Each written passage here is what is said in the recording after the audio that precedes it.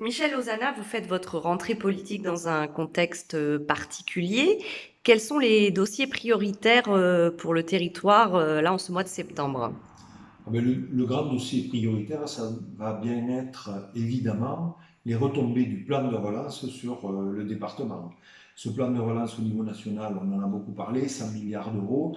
Il faut qu'on voit maintenant comment c'est décliné au niveau départemental, comment on peut aider ce département, notre territoire, la circonscription, à bénéficier le plus possible de ce plan de relance et d'avoir une dynamique qui nous projette vers l'avenir.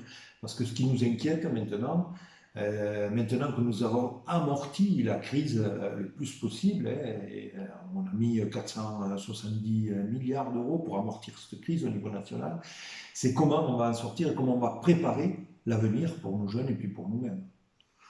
Et en Lot-et-Garonne, il y a des projets aussi structurants, économiques, voilà, que vous allez suivre cette année.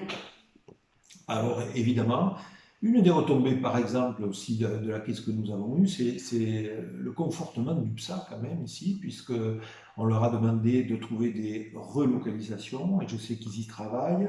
Du coup, en contrepartie, il n'y a pas eu la baisse du prix du paracétamol, ce qui, pour les employés du PSAM et pour toute l'économie du département, est une très bonne chose. Je me suis battu pour ça avec les autres élus aussi, hein. Nous avons fait un pas commun, mais je me suis très fortement battu pour ça. C'est un des exemples. Donc on espère que là, il y aura aussi donc une dynamique qui se met en place autour du PSA.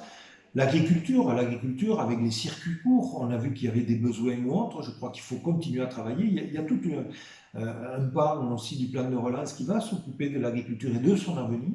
C'est très très important puisque les demandes quand même des consommateurs changent, évoluent, plus les préoccupations climatiques évidemment, et l'agriculture en fait partie. Donc tout ça, ce sont vraiment les gros chantiers de l'avenir. Et puis il y a tous les dossiers locaux qu'il faut suivre pour aider les gens, pour aider les entreprises, pour suivre tout ce qui se fait sur le plan local.